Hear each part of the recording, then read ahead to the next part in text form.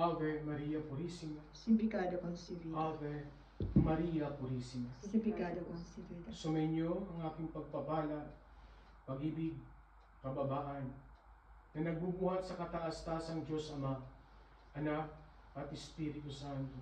Amen. Mapagpalang hapon sa inyo, mga anak ng Diyos, mga supling ng aking ina at ama. Muli akong naririto sa aking luglukan bilang isang banal at dalisay na espiritong buhay na pinagkaloob ng Santisima Trinidad sa batang ito. Upang sa gayon, mayahayag ko sa inyo ang kalooban, ang kautusan, ang kagustuhan ng aking ama at ina na nais niyang iparating sa inyo sa hapong ito. Batid ninyo marahil na maraming naganap sa inyong daigdig, mga kalamidad, mga kaguluhan, mga sakuna na kumitil ng maraming buhay o ng mga buhay sa mundong ito na hindi nyo inaasahan at inaakala. Subalit ito'y naganap. At maraming buhay din ang nawala sa mga taong kilala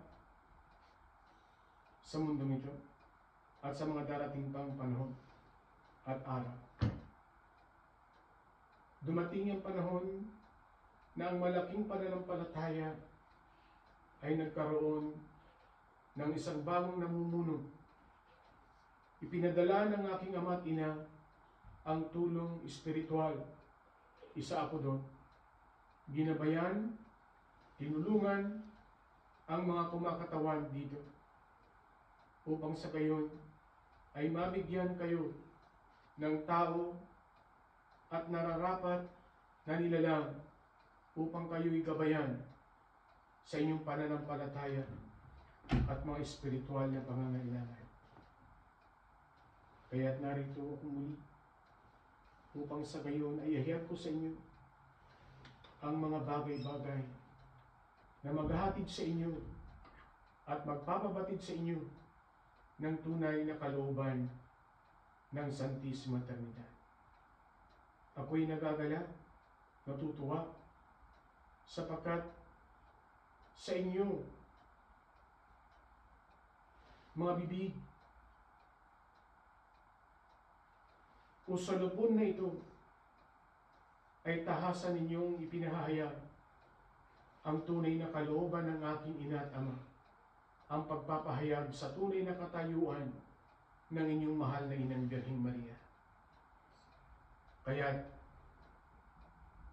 aasahan ninyo ang walang humpay na patnubay sa inyo ng Diyos at Santisima Trinidad.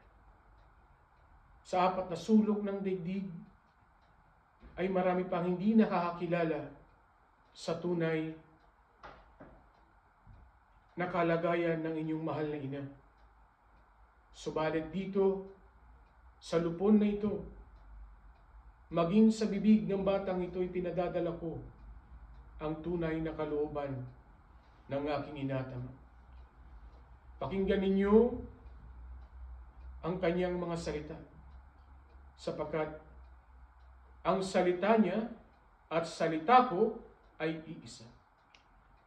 Higit sa lahat kapag nakasuot na siya ng kanyang mga banal na kasuotan, sa oras ng Santa Misa ay naroroon ang inyong Panginoong Jesucristo na nagbibigay sa inyo, nagsusubo sa inyo ng kanyang katawan at dugo. Hindi na ang batang ito. Yan ang inyong tatandaan ng hiwaga at misteryo ng banal na Santa Misa. Kaya wag na wag ninyong kakalimutan na tumanggap ng katawan at dugo. Paulit-ulit ninyong tanggapin ang katawan at dugo ng inyong Panginoon. Sapagkat yan ang magdudugtong sa inyo at magbibigay sa inyo kalakip ng inyong ganap na pagbabago at pagsisisi ng walang hanggang buhay. Sapagkat ang nakasaad sa aklat ni Juan, sino man ang kumain ng katawan, sino man ang uminom ng aking dugo, mamatay man siya, sa huling araw ay muli ko siyang bubuhayin at isasama ko siya sa aking kaharian. Yan ang pangako sa inyo ng inyong Panginoong Hesukristo. At hindi ito mababali, hindi ito mawawala, hindi ito mapaparang. Kaya't huwag ninyong kakalimutan ng mga bagay na ito na dapat ninyong isagawa, mga anak ko. Kaya't ang tunay na paglilingkod sa Diyos ay dapat lakipan ninyo ng puno ng kababaan at pag-ibig. Huwag na kayong maninira ng kapwa ninyo, sapagkat nagdurugo ang puso ng aking ina at ama. Bawat salitang paninira na lumalabas sa inyong mga bibig. Kung may nakikita kayong kamalian ng inyong kapatiran, lumapit kayo, lapitan niyo siya. Kapatid niyo sa kanya ang kanyang pagkakamali. Subalit kung ayaw niyang tanggapin ang kanyang pagkakamali, tumalikod kayo at sambitin ninyo sa langit, Diyos ko, kayo na po ang bahala sa kanya. Yan ang gawin ninyo. Subalit, ang tahasan ninyong pagwiwika ng mga bagay na kamalian sa harapan ng madlang tao, ay huwag ninyong gagawin yan. Hindi yan kalooban ng aking ina at ama. Hindi yan ang kalooban ng Santisima Trinidad. Gumanap kayo ng puno ng kababaan, puno ng pag-ibig, at tunay na isasabog sa inyo ng aking ina at ama ang kanyang walang hanggang pagpapala. Yan ang tatandaan ninyo. Naintindihan niyo ba? Opo po. Kaya dito, sa lupon na ito, nakatunghay ang kalangitan. Nakabukas ang kaharian ng langit. Hindi kayo tatanggap ng karumal-dumal na kamatayan. Kayo, 10 ng inyong pamilya ay hila-hila ninyo. Merong isa lang na gumaganap ng buong buo. Ang buong pamilya ninyo ay hahakutin ninyo sa kaligtasan. Amen. Tandaan niyo. Glory to God. Darating ang panahon, lahat ng bagay na pinaghirapan ninyo sa kabanalan ay aanihin ninyo ng buhay na walang hanggan.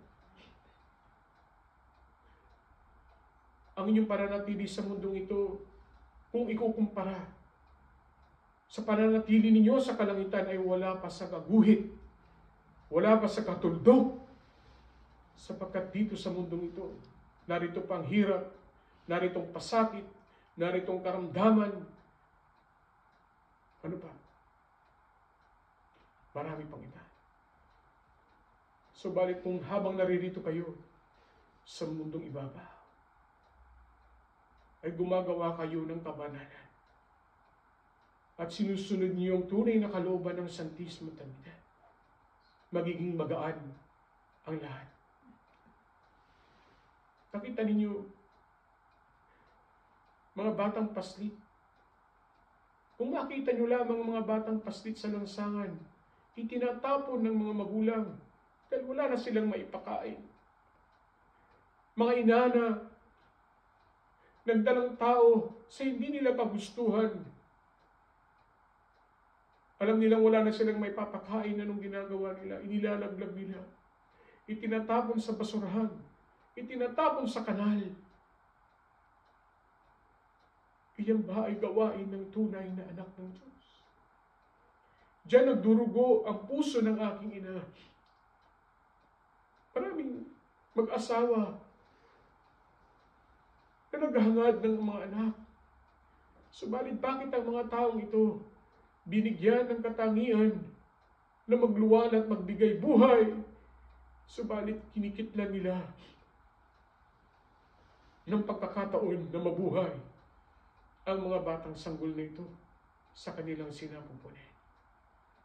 Yan ang dahilan kung bakit patuloy ang hagupit sa daigdig ninyo dahil sa gawain ito ng mga kababaihan. Ang pagsasama ng walang kasal ay isang mortal na kasalanan. Ang pakipagtalik ninyo sa kapwa ninyo kasarian ay mortal na kasalanan. Naintindihan niyo ba? Opo. Ang pag-aabuso ninyo sa kapwa ninyo kadugo, mga anak, ina sa anak, anak sa ina, ama sa anak, anak sa ama, nagsisiping, gumagawa ng karumal-dumal. Kaya't ibinubuhos na ang mangkok ng salot sa mundong ito. Bakit hindi niyo imulat ang inyong mga mata? Anong nagaganap? Lumalabas ng iba't ibang uri ng hayop na hindi ninyo maipaliwanag kung ano ito. Lumalabas na ang mga palatandaan sa kalangitan. Ano pa ang hinihintay ninyo? Ang dumating ang inyong Panginoon Jesucristo na dala ay ano? Tabak para supilin ang mga masasama at dalhin ang mga mabubuti sa kanyang kawan. Dadalhin kayo at iaangat ang inyong buong pagkatao sa kalangitan.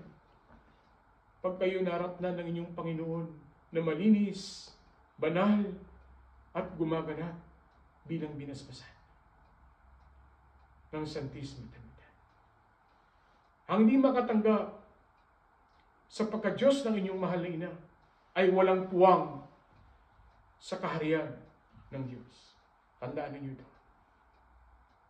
Yan ang ilalagay ninyo sa inyong kaisipan. Sapagkat yan ang nais matanggap o tanggapin ng tao na katotohanan. Yan ang inyong tatandaan. Kaya't iba yung pang pagganap, pagbabago, pagsisisi, pag-aaral ng inyong mga gawain kung ito ay kalooban nga ng Diyos. Ang puot ay hindi kalooban ng Diyos. Ang pagtatanim ng galit sa puso ay hindi kalooban ng Diyos.